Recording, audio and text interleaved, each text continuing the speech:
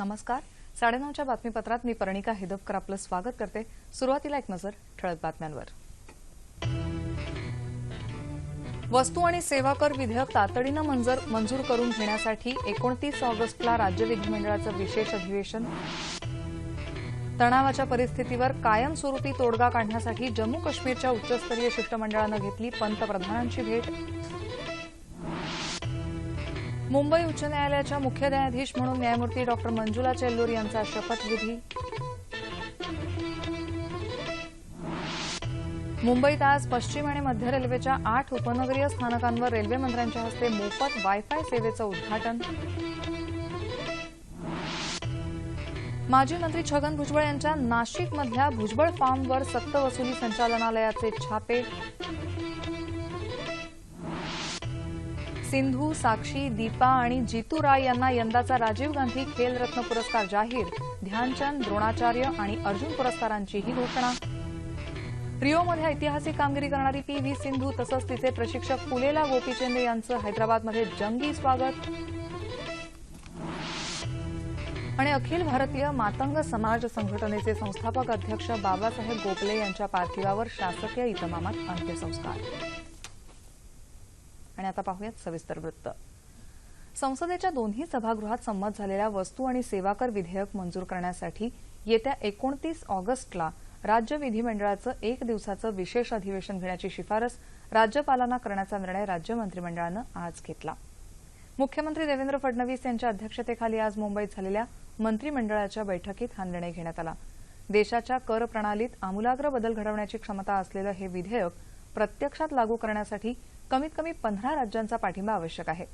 आसामनं हे विधेयक सर्वप्रथम मंजूर करून आघाडी मिळवली असून त्यापाठोपाठ बिहारनंही विधेयकाला संमती दर्शवली आहे. राष्ट्रीय विमान वाहतूक धोरणाअंतर्गत राज्यातल्या विमानतळांसंदर्भातल्या अंमलबजावणीसाठी केंद्र सरकारसोबत कराव्या लागणाऱ्या सामंजस्य कराराच्या मसुद्यालाही आज राज्य मंत्रिमंडळाच्या बैठकीत मान्यता देण्यात आली.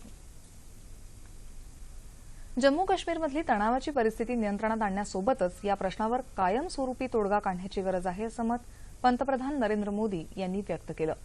ही समस्या चर्चेतून सोडवली जाऊ शकते असं सांगत सर्व पक्षांनी यासाठी एकत्र यावं असं आवाहन पंतप्रधानांनी केलं. जम्मू काश्मीरमध्ये शांतता प्रस्थापित करण्याच्या उद्देशानं जम्मू काश्मीरचे माजी मुख्यमंत्री नॅशनल कॉन्फरन्सचे नेते ओमर अब्दुल्ला यांच्या नेतृत्वाखाली जम्मू काश्मीरमधल्या विरोधी पक्षांच्या संयुक्त शिष्टमंडळानं आज नवी दिल्लीत पंतप्रधानांची भेट घेतली. त्यावेळी ते बोलत होते. काश्मीरमधल्या तणावात काश्मीरी तरुणांचा बळी जावो की सुरक्षा रक्षकांचा, ते आपल्या देशाचं नुकसान आहे अशी खंत पंतप्रधानांनी व्यक्त केली. जम्मू काश्मीरमधल्या सध्याच्या परिस्थितीचं वास्तव या शिष्टमंडळानं पंतप्रधानांसमोर मांडलं.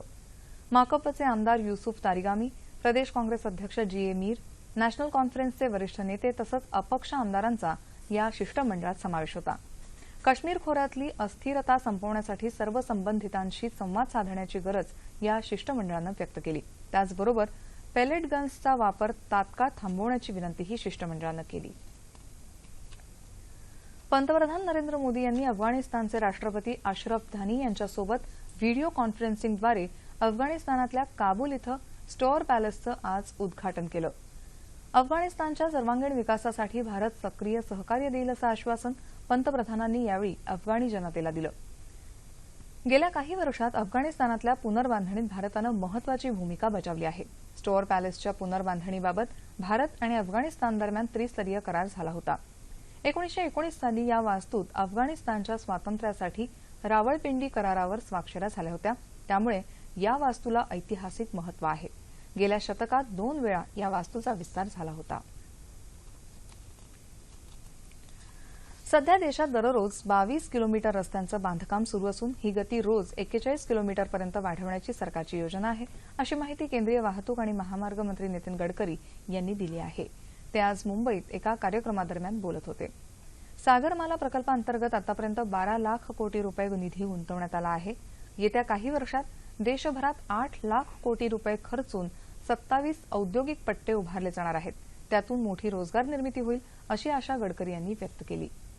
मुंबई पुणे हा देशातला पहिला द्रुतगती महामार्ग होता. अशाच प्रकारचे आणखी प्रकल्प राबवण्याचा सरकारचा विचार आहे असं गडकरी म्हणाले.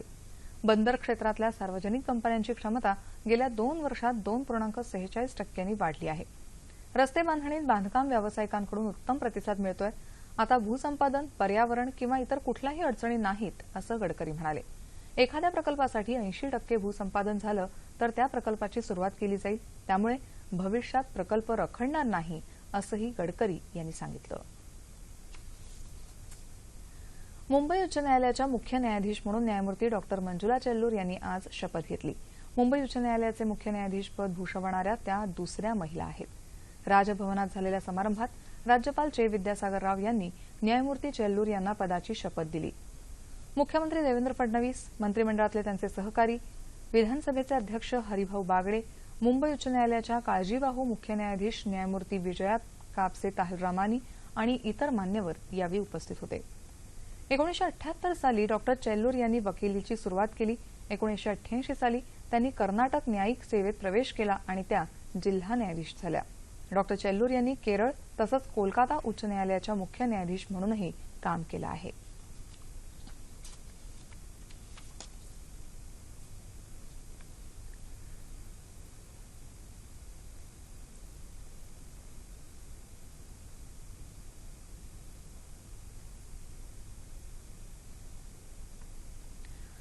रेल्वेचा प्रवास सुखकर करून प्रवाशांना जास्तीत जास्त सेवा सुविधा पुरवण्यासाठी रेल्वे मंत्रालय कार्यरत आहे, असं आश्वासन रेल्वे मंत्री सुरेश प्रभू यांनी दिलं.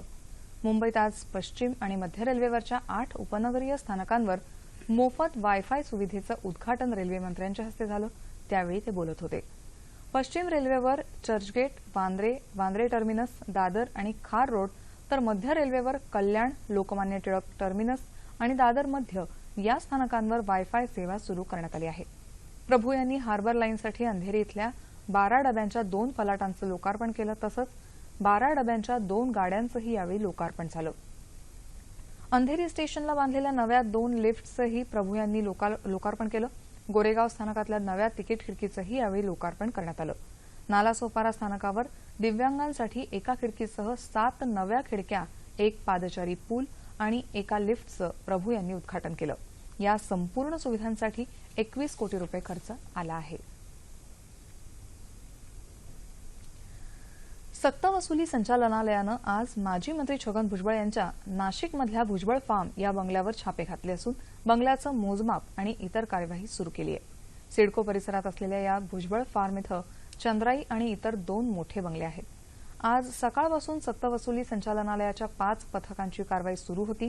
हा परिसर रिकामा करण्यात आला असून सर्वांना प्रवेशबंदी करण्यात आली आहे. सुमारे 2 ते 2.5 तास ही कार्यवाही सुरू होती. महाराष्ट्र सदन आणि इतर विविध गैरव्यवहारांप्रकरणी सध्या छगन भुजबळ आणि त्यांचे पुतणे माजी खासदार समीर भुजबळ सक्तवसुली संचालनालयाच्या ताब्यात असून नाशिकमधली त्यांची इतर संपत्ती जप्त करण्यात आली आहे. केंद्र सरकारच्या माहिती आणि प्रसारण मंत्रालयाच्या अहमदनगर इथल्या क्षेत्रीय प्रचार संचालनालयाच्या वतीनं वाळकी इथं 70 साल आझादी याद करो कुर्बानी या कार्यक्रमाचं आज आयोजन करण्यात आलं होतं. माहिती आणि प्रसारण मंत्रालयाचे संयुक्त सचिव मिहीर कुमार सिंग यावेळी उपस्थित होते. या विशेष जनजागृती प्रचार अभियानात स्वातंत्र्य लढ्यातील थोर व्यक्तींचं योगदान, स्वातंत्र्य लढ्याची प्रेरणा तसंच राष्ट्रीय एकात्मता दृढ करण्यासाठी 1858 ते 1947 या स्वातंत्र्य लढ्याच्या यशोगाथेविषयी विविध कार्यक्रमांचं आयोजन करण्यात आलं होतं. त्याचबरोबर केंद्र सरकारच्या विविध विकास योजनांची माहितीही यावेळी देण्यात आली. अहमदनगर जिल्ह्यातल्या पारनेर इथं आज तिरंगा पदयात्रा काढण्यात आली. केंद्रीय कृषी राज्यमंत्री पुरुषोत्तम रुपाला हे या पदयात्रेत सहभागी झाले होते. भारतीय स्वातंत्र्य चळवळीतले थोर सेनापती आणि पारनेरचे भूमिपुत्र पांडुरंग बापट अर्थात सेनापती बापट यांच्या पुतळ्याला अभिवादन करून तिरंगा यात्रेला सुरुवात झाली. देश स्वतंत्र होण्यासाठी स्वातंत्र्य सैनिकांनी दिलेल्या बलिदानाचं स्मरण करून देश समृद्ध करण्यासाठी युवा पिढीनं पुढे यावं असं आवाहन रुपाला यांनी यावेळी केलं. स्वातंत्र्य सैनिक आणि वीरपत्नींचा रुपाला यांच्या हस्ते यावेळी गौरव करण्यात आला.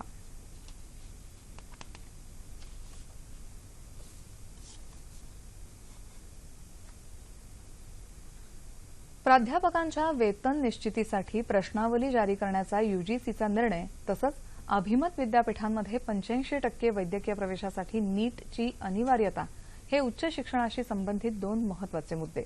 देश तसंच राज्यातल्या उच्च शिक्षण प्रक्रियेवर याचे दूरगामी परिणाम होण्याची शक्यता आहे.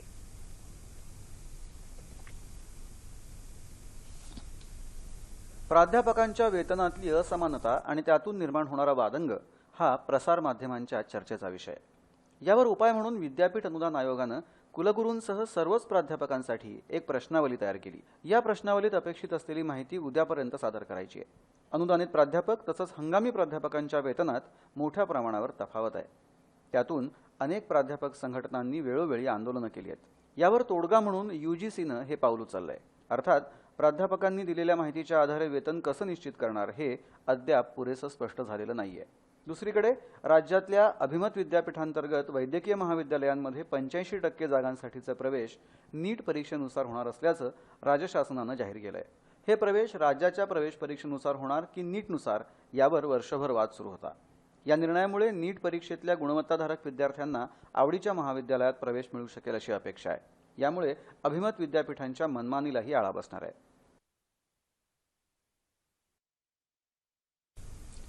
प्राध्यापकांच्या वेतन निश्चितीसाठी प्रश्नावली आणि अभिमत विद्यापीठांमध्ये नीटद्वारे वैद्यकीय प्रवेश देण्याचा निर्णय या पार्श्वभूमीवर अधिक चर्चा करण्यासाठी निवृत्त प्राचार्य डॉक्टर रामदास गुजराथी आज आपल्या स्टुडिओत आले आहेत. नमस्कार. 9:30च्या बातम्यांमध्ये आपलं खूप खूप स्वागत. UGCनं प्राध्यापकांच्या वेतन निश्चितीसाठी एक प्रश्नावली तयार केलेली आता आपण पाहिलंच आहे. तर त्यात काही 30-35 प्रश्न आहेत. शिवाय आणखी काही प्रश्न आहेत ज्याची 100 शब्दांमध्ये उत्तरं द्यायची आहेत. तर या सगळ्या प्रकारामुळे या वेतनातली जी असमानता आहे ती दूर व्हायला कशा प्रकारे मदत होईल असं वाटतं?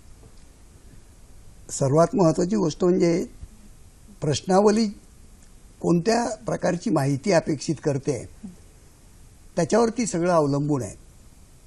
प्रश्नावलीतून माहिती एकत्रित होऊ शकेल, गोळा केली जाऊ शकेल, पण त्यामुळे वेतन निश्चितीला काही मदत होईल असं मला वाटत नाही. त्याचं कारण असं की वेतन निश्चिती कोण करतं तर UGCच्या धोरणामुळे किंवा धोरणाप्रमाणे वेतन दिलं जातं प्राध्यापकांना.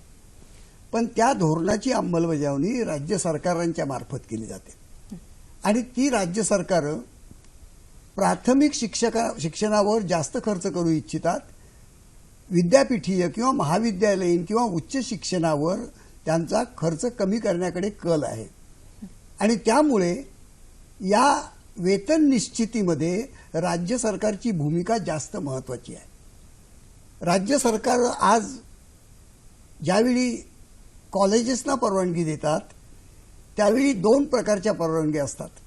एक म्हणजे अनुदानित महाविद्यालय आणि विना अनुदानित महाविद्यालय.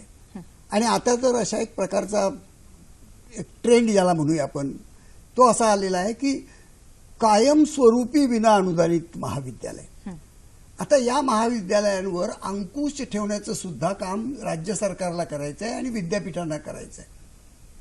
तर या विद्यापीठामध्ये कुठल्याही विद्यापीठामध्ये जर विना अनुदानित महाविद्यालय दिलं गेलं तर त्या महाविद्यालयामध्ये आलेल्या प्राध्यापकांना नियमाप्रमाणे वेतन श्रेणी मिळाली पाहिजे, परंतु प्रत्यक्षात तसं घडत नाही. आणि म्हणून आपल्याला त्या 2 लोकांच्या मध्ये अनुदानित महाविद्यालयातल्या आणि विना अनुदानित महाविद्यालयातल्या वेतन श्रेणीमध्ये आपल्याला फरक जाणवतो. तर तो फरक या प्रश्नावलीमुळे कमी होईल की नाही याच्याबद्दल मी साशंक आहे. बरोबर. कदाचित त्याच्यामुळे चांगली माहिती मिळू शकेल आणि त्या माहितीचा उपयोग करून हा फरक काढून टाकण्याकरता काय पावलं उचलायला पाहिजेत त्या दृष्टिकोनातून विचार होऊ शकेल आणि ती मदत निश्चित स्वागतार्ह असणार आहे. बरोबर. कारण या प्रश्नावलीतून मिळालेल्या माहितीच्या आधारे ते वेतन निश्चित करणार आहेत. तर नेहमी इतर वेळी सुद्धा वेतन निश्चितीसाठी काहीतरी परिमाण निकष असणारच आहेत. कसं आहे की एक ठराविक वेतन श्रेणी ही UGCनेच जाहीर केलेली असते, परंतु आज आता अशी परिस्थिती आहे की प्राध्यापकांच्या सुद्धा नियुक्त्या ह्या 3-4 प्रकारांनी केल्या जातात. म्हणजे ज्या प्राध्यापकांची पात्रता निश्चित झालेली आहे, म्हणजे आपण उदाहरण विचार करूया की 55% पोस्ट ग्रॅज्युएटला मार्क आहेत, नेट आणि सेट परीक्षा उत्तीर्ण झालेल्या आहेत, PhD झालेले आहेत, तर त्या प्राध्यापकांना वेतन श्रेणी मिळते. पण जर 55%पेक्षा जास्त मार्क आहेत आणि PhD आहे पण नेट आणि सेट नसेल तर त्यांना मान्यता मिळत नाही. किंवा नुसतीच नेट आणि सेट केलीच नाहीये, PhD नाहीये, तरी देखील त्यांची हंगामी प्राध्यापक म्हणून नियुक्ती केली जाते. आता ही हंगामी नियुक्ती जी केली जाते त्याची वेतनाची जबाबदारी शिक्षण संस्थांवर येऊन पडते, ही सरकार उचलत नाहीये. तर अशा हंगामी सुद्धा नियुक्त्यांना सरकारने मान्यता दिली पाहिजे आणि त्या नियुक्त्या एका वर्षाकरता किंवा तर त्यांना देखील स्केल कसं देता येईल त्या दृष्टिकोनातून विचार केला गेला पाहिजे. अच्छा, हे आता आपण हंगामी प्राध्यापकांचं म्हटलं, जर हे म्हणजे क्लॉक आवर बेसिसवरती जे प्राध्यापक काम करतात आणि ते हंगामी नाही, क्लॉक आवर बेसिसवरती काय आहे की जो पार्ट टाइम होऊ शकत नाहीये, फुल टाइम होऊ शकत नाही, त्याला क्लॉक आवर बेसिसवर अपॉइंट केलं जातं. पण ज्यांना पूर्ण वेळ काम द्यायचं आहे त्या पूर्ण वेळा कामाला त्यांना स्केल दिलं पाहिजे. ते स्केल दिलं जात नाहीये. त्याचं कारण असं की विना अनुदानित तत्वावरील महाविद्यालयांना ते स्केल देणं परवडत नाही असं त्यांना वाटतं. आता प्रत्यक्षात परिस्थिती आहे ती सरकारने आणि युजीसीने तपासून बघितली पाहिजे. बरोबर. मग ह्या हंगामी प्राध्यापकांच्या काही समस्या आहेत त्या सोडवण्यासाठी काय प्रयत्न होण्याची गरज आहे आणि एक कुठल्या प्रयत्न म्हणजे पातळीवर? असा आहे की विना अनुदानित तत्वावर कॉलेजेस का काढावीत हा खरा महत्वाचा प्रश्न आहे. जर कॉलेज ही त्या विभागाची, त्या गावाची किंवा त्या परिसराची गरज असेल तर त्या कॉलेजला अनुदानित तत्वावरती मान्यता द्यायला पाहिजे खरं म्हणजे. पण सरकारला असं वाटतंय की आमची ही जबाबदारी नाहीये, ही पालकांनी, समाजाने ही जबाबदारी उचलावी. तर पहिल्यांदा सगळ्या महाविद्यालयांना अनुदानित तत्वावर आणलं पाहिजे. अनुदानित तत्वावर आणलं की सगळ्यांची वेतन श्रेणी ही त्या ठिकाणी ठरवली जाऊ शकेल आणि त्या वेतन श्रेणीप्रमाणे सर्वांना पगार मिळणार आहे. आता प्रमोशनच्या वेळी किंवा वेतन श्रेणीमध्ये वाढ करण्याच्या वेळी सुद्धा काही निकष आहेत आणि ते निकष फॉलो केले जातात. उदाहरणार्थ 6 वर्षानंतर किंवा 8 वर्षानंतर सुधारित वेतन श्रेणी दिली जाते आणि त्याच्यावर निकष आहेत ना. त्यांनी संशोधन किती केलं, किती स्मॉल प्रोजेक्ट्स आणि मेजर प्रोजेक्ट्स किती केलेत वगैरे सगळं त्या ठिकाणी विचारात घेतलं जातं आणि ते निकष खरोखर चांगले निकष आहेत. एपीआय नावाचा एक निकष आहे, फार सुंदर आहे. अकॅडमिक परफॉर्मन्स त्याच्यामधून त्या महाविद्यालयातल्या शिक्षकाचं तपासलं जातं आणि त्या पद्धतीने त्यांना वेतन श्रेणीमध्ये वाढ सुद्धा मिळते. तर ही सर्व दूर अनुदानित तत्वावर महाविद्यालय सुरू झाले तर हे प्रश्न मिटतील हे मला असं वाटतं. बरोबर. म्हणजे याच्यात सरकारची पण तितकीच महत्त्वाची सरकारचीच भूमिका आहे. जास्त महत्वाची आहे. खाजगी शिक्षण संस्थांना महाविद्यालय चालवण्याची इच्छा आहे, ती प्रभावीपणे चालवण्याची इच्छा आहे. पण त्यांच्यावर हा आर्थिक बोजा हा त्यांनी का स्वीकारावा आणि तो कुठून स्वीकारावा, कसा स्वीकारावा याच्याबद्दल सगळीकडे संभ्रम आहे. बरं. आता तुम्ही प्राध्यापकांच्या नियुक्तीच्या प्रश्नाविषयी पण बोलला होता, तो नेमका काय आहे? नियुक्तीमध्ये तुमच्याकडे पोस्ट ग्रॅज्युएटला 55% अधिक गुण असले पाहिजेत आणि जे रिझर्व्ड कॅटेगरीचे आहेत त्यांना 50% असले. नेट आणि सेट परीक्षा उत्तीर्ण असायला पाहिजे आणि जर पीएचडी असेल किंवा तो जर प्राध्यापक नियुक्त झाल्यानंतर त्याने पीएचडी केले तर त्याला 3 इन्क्रीमेंट सुद्धा मिळतात. फार चांगल्या कल्पना आहेत या खरं म्हटलं तर. युजीसीने अतिशय चांगल्या कल्पना अंमलात आणलेल्या आहेत. त्याच्यामध्ये सुधारणा करायला पाहिजेत. पण या प्रश्नावलीमुळे किंवा ही माहिती गोळा करून वेतन श्रेणीत काही फरक पडेल किंवा काही कदाचित त्याच्यातून प्रत्यक्षात काय घडतंय हे कळण्याला उपयुक्त ही प्रश्नावली होईल, बाकी काही होणार नाही. बरं. हा झाला आता प्राध्यापकांचा खूप मोठा प्रश्न होता, त्याविषयी आपण बोललातच. आता विद्यार्थ्यांचा जो काही शिक्षणाचा प्रश्न आहे, अभिमत विद्यापीठाच्या डीम्ड युनिव्हर्सिटीज आहेत त्यामध्ये जे वैद्यकीय प्रवेशासाठी आता नीट अनिवार्य केलेली आहे, बंधनकारक केलेली आहे, तर त्याचे काय परिणाम संभवत आहेत? आता अभिमत विद्यापीठाची संकल्पना काय आहे तर समाजातलं स्वायत्त मिळालेलं असं ते विद्यापीठ आहे. स्वायत्तता त्यांना मिळते. स्वायत्तता कशा करताय? अभ्यासक्रम ठरवण्याची, प्राध्यापक नियुक्त करण्याची, संशोधन कार्याची अशी स्वायत्तता आहे. त्याच्यामध्ये ती स्वायत्तता त्यांना विद्यार्थ्यांच्या प्रवेशाची स्वायत्तता आहे का? इतर विद्यापीठात देखील 85% आणि 15% नीट मधून ते प्रवेश देतात. यांना 85% आणि 15% हे सीईटी मधून देतात. राज्याच्या किंवा त्यांच्या स्वतःच्या सीईटी मधून ते त्या ठिकाणी प्रवेश देतात. आता नीटचं म्हणणं असं आहे की त्या ठिकाणी आमच्या पद्धतीने तुम्ही प्रवेश द्या, नीटच्या मार्फत द्या. त्यांच्या स्वायत्ततेवर बाधा येते का हा खरा महत्वाचा प्रश्न आहे आणि ती स्वायत्ततेवर बाधा येणार आहे. त्यामुळे या जवळजवळ 100 अभिमत विद्यापीठ जी आहेत त्यांच्यामध्ये असंतोषाची भावना वाढीला लागणार आहे. परंतु अभिमत विद्यापीठात जाऊ इच्छिणारे विद्यार्थी जर हुशार असतील तर त्या हुशार विद्यार्थ्यांना इतर हुशार विद्यार्थ्यांच्या बरोबरही स्पर्धा करून अभिमत विद्यापीठात जायला हरकत नसावी. काय हरकत आहे? अर्थात, कारण या अभिमत विद्यापीठांच्या निर्णयांवर पण कुठेतरी निर्बंध ठेवायला निश्चित असायला निर्बंध पाहिजे. येतील, निश्चित निर्बंध आणि येतील. 85% जर तुम्ही मेरिटवर देतायत तर मग खरं तर असा विरोध असण्याचं काही कारण नाही. का असं होतं? नाही, सगळ्यात महत्वाची गोष्ट अभिमत विद्यापीठांनी असं ठरवलेलं आहे की आम्ही सीईटी मार्फतच विद्यार्थी घेऊ. मग ते धोरण आता त्यांना बदलावं लागणार आहे. आणि सरकारने म्हणजे केंद्र सरकारने आणि युजीसीने जर असं ठरवलं की सर्वांना युनिफॉर्म असं धोरण त्या ठिकाणी असायला पाहिजे, तर त्या धोरणाच्या अंतर्गत त्यांना असे प्रवेश द्यावे लागतील. याच्या पुढच्या काळामध्ये ती त्यांच्यावरती अत्यावश्यक अशी गोष्ट ती ठरणार आहे, अनिवार्य असं ठरणार आहे. हे जे काही बंधनकारक हा जो काही निर्णय झालेला आहे तो बंधनकारक तुम्हाला हा होणार आहे. योग्य वाटतो? मला असं वाटतं काय बिघडत नाही त्याच्यामध्ये, कारण स्वायत्ततेवरती जर बाधा येत नसेल तर अशा प्रकारे 85% जागा भरायला त्यांना अडचण असावी असं मला वाटत नाही. अर्थात, म्हणजे हा विद्यार्थ्यांच्या दृष्टीने पण आणि एकूणच विद्यार्थ्यांच्या दृष्टीने विद्यार्थी जाऊ इच्छित असतील अभिमत विद्यापीठामध्ये तर त्यांना नीटची परीक्षा द्यायला काय हरकत नाहीये. ती त्यांनी राज्याची किंवा अभिमत विद्यापीठाची नीटची परीक्षा सीईटीची दिली पाहिजे असं काही नाहीये. नीटची परीक्षा त्यांनी देऊन सर्व समान अशा पद्धतीने प्रवेश देता येऊ शकते. बरं, अत्यंत महत्त्वाच्या अशा विषयावर आज आपण इथे आलात आणि आमच्याशी चर्चा केलीत त्याबद्दल सह्याद्री वाहिनीतर्फे मी आभार मानते. मलाही निमंत्रित केल्याबद्दल धन्यवाद. Thank you sir. आता वळूयात पुढल्या बातम्यांकडे. 2016च्या राष्ट्रीय क्रीडा पुरस्कारांची घोषणा आज करण्यात आली.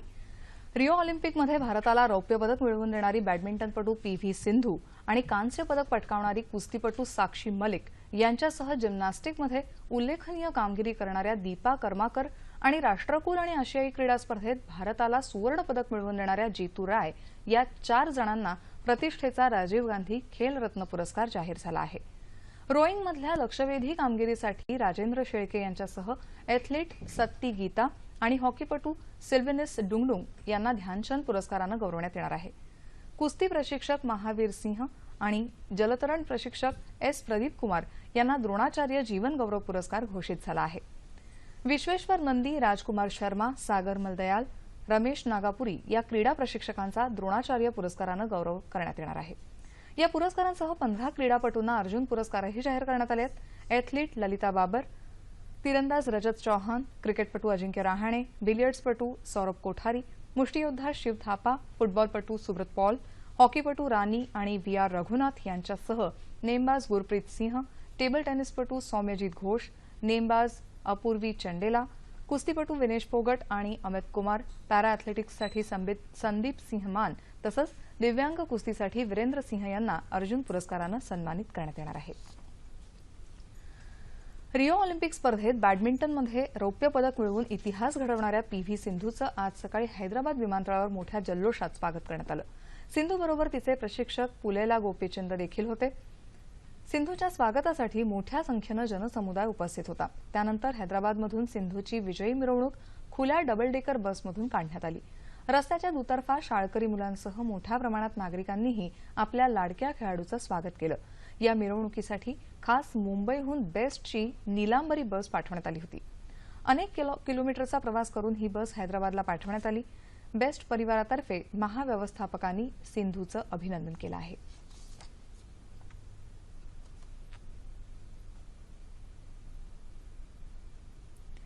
धावपटू ललिता बाबर हिनं आज मुख्यमंत्री देवेंद्र फडणवीस यांची मुंबईत भेट घेतली. यावेळी मुख्यमंत्री आणि उपस्थित इतर मंत्र्यांनी ऑलिम्पिक स्पर्धेतल्या कामगिरीबद्दल ललिताचं अभिनंदन केलं. तसंच ललिता बाबरला सरकारी नोकरीत रुजू करण्याचं आश्वासन मुख्यमंत्र्यांकडूनही देण्यात आलं. नुकत्याच झालेल्या रिओ ऑलिम्पिक स्पर्धेत ललितानं अडथळ्यांची शर्यत क्रीडा प्रकारात अंतिम फेरी गाठली होती. PT उषानंतर ऑलिम्पिक स्पर्धेत अंतिम फेरी गाठणारी ललिता ही पहिली भारतीय धावपटू ठरली. आता 2020 मध्ये टोकियोत होणाऱ्या ऑलिम्पिक स्पर्धेत पदक मिळवण्याचं आपलं ध्येय असल्याची प्रतिक्रिया ललिता बाबरनं दिली आहे. अखिल भारतीय मातंग समाज संघटनेचे संस्थापक अध्यक्ष मनोहर उर्फ बाबासाहेब गोपले यांच्या पार्थिवावर आज शिवाजी पार्क स्मशानभूमीत शासकीय इतमामात अंत्यसंस्कार करण्यात आले. यावेळी केंद्रीय सामाजिक न्याय राज्यमंत्री रामदास आठवले, राज्याचे सामाजिक न्यायमंत्री राजकुमार बडोले यांच्यासह अनेक मान्यवर उपस्थित होते. गोपले यांचं अल्प आजारानं काल मुंबईत निधन झालं. 80च्या दशकात असंघटित मातंग समाजाला मुख्य प्रवाहात सामील करण्यासाठी गोपले यांनी देशपातळीवर काम सुरू केलं.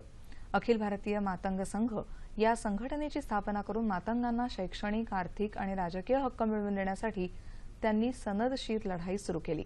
मातंग समाजाच्या आर्थिक उन्नतीसाठी 1985 मध्ये अण्णाभाऊ साठे विकास महामंडळाची निर्मिती सरकारनं केली, त्याचं श्रेय गोपले यांनाच जातं.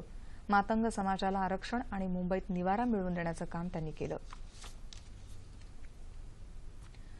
हवामान. येत्या 36 तासात कोकणात बहुतांश ठिकाणी, मध्य महाराष्ट्रात बऱ्याच ठिकाणी तर मराठवाडा आणि विदर्भात काही ठिकाणी पाऊस पडण्याची शक्यता हवामान खात्यानं वर्तवली आहे. तापमान अंश सेल्सिअसमध्ये. मुंबई कमाल 30, किमान 26. नागपूर 32, 23. पुणे 28, 21. औरंगाबाद 31, 21. नाशिक 26, 21. कोल्हापूर 26, 21. रत्नागिरी 29, 25. सोलापूर 34, 21. आणि अमरावती कमाल 26, किमान 21 अंश सेल्सिअस. ठळक बातम्या पुन्हा एकदा. वस्तू आणि सेवा कर विधेयक तातडीनं मंजूर करून घेण्यासाठी 29 ऑगस्टला राज्य विधिमंडळाचं विशेष अधिवेशन. तणावाच्या परिस्थितीवर कायमस्वरूपी तोडगा काढण्यासाठी जम्मू काश्मीरच्या उच्चस्तरीय शिष्टमंडळानं घेतली पंतप्रधानांची भेट. मुंबई उच्च न्यायालयाच्या मुख्य न्यायाधीश म्हणून न्यायमूर्ती डॉ. मंजुला चेल्लूर यांचा शपथविधी.